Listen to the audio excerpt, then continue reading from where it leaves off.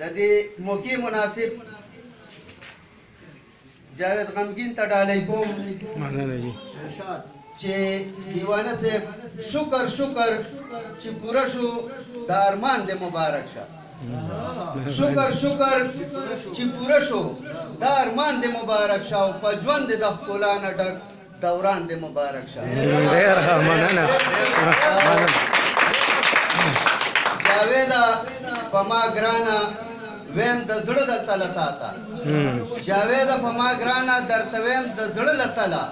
راغلی چې ستا کور ته دغه ځوان د مبارک شه او سحرګل ته یو شعر ډالۍ کوم چې په ما ګرانه سحرګله ستا د جوبل زړه دپاره په ما ګرانه سحرګله ستا د جوبل زړه دپاره او دا خواله دې راغلي شاعران د مبارک شه مننه جی مننه ډېر ښه ستا رونو ته جاویده او ستا ټولې کورنۍ ته ستا رونو ته جاویده او ستا ټولې کورنۍ ته رئیس له خوا نه ستا او ستا جانان ته مبارک شه ډېر ښه مننه جی مننه او دا د غزل څو شعرونه دي دیوانه صاحب وای دا کار په خاموشۍ نه څه اظهار به کول غواړي دا کار په خاموشۍ نه څه اظهار به کول غواړي او د ودو زړونو بازار کې یک هزار به کول غواړي ډېر ښه دا کار په خاموشۍ نه څه اظهار به کول غواړي د ودو زړونو بازار کې یک هزار به کول غواړي او تر څو پورې به خپې د بل پرتې زمونږ په سټ وي دی کمل صاحب تر څو پورې به خپې د بل پرتې زمونږ په سټ وي او د دې دپاره دلته یوه لار به کول غواړي او نجات به اخلو څنګه او خواږه د ژوندون څنګه خوږ صاحب نجات باخلو څنګه او خواږه د ژوندون څنګه او د دې د غیرو د رسمونو نه انکار به کوم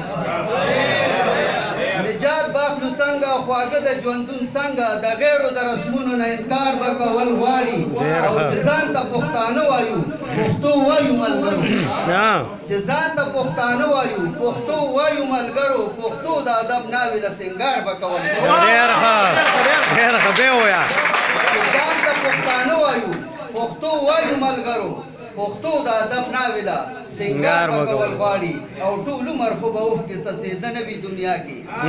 ټول عمر خو به اوښکې څڅېده نه وي دنیا کې جړا پسې خندا ته انتظار به کول غواړي او شعر دی چې ملا صاحبه خلک د یو بل وینو ته ناست دي ملا صاحبه خلک د یو بل وینو ته ناست دي ناره د حق په زور او په جار به کول غواړي او راغون شي پښتنو چې د خپل حق پوښتنه وکړو راغون شي پښتنو چې د خپل حق پوښتنه وکړو دا کار په صبر نه کیږي تلوار به کول غواړي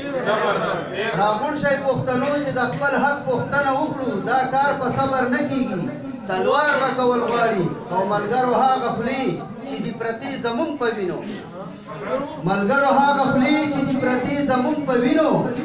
په سوال او منت نه کیږي گزار به کوم ملګرو هغه خولې چې دي پرتې زمونږ په وینو په سوال او منت نه کیږي گزار به کول غواړي او رئیسه د حالاتو سره جنګ آسان نه دی رئیسه د حالاتو سره جنګ آسان نه دی ګریوان په خپله غاړه کې تار به کول غواړي